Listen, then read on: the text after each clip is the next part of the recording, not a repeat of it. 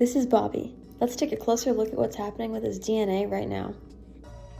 In DNA, there are 4 different types of nucleotides. Each one has a specific pair that is crucial for accurate DNA replication and transcription, as it ensures that the genetic code is preserved and correctly interpreted during these processes. Adenine pairs with thymine, and cytosine pairs with guanine. Each nucleotide consists of a nitrogenous base, a sugar molecule, and a phosphate group.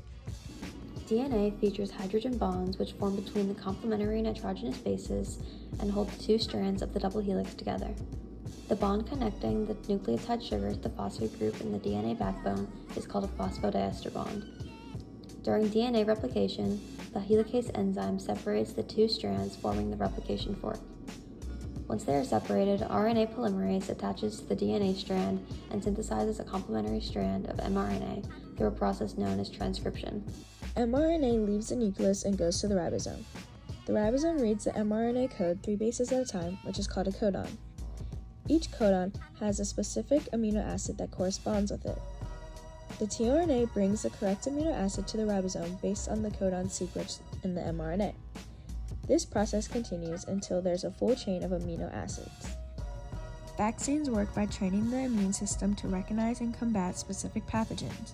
They contain weakened parts of the pathogen, such as its antigens, that trigger an immune response. Pathogens are any harmful organisms, such as viruses and bacteria, that can cause disease.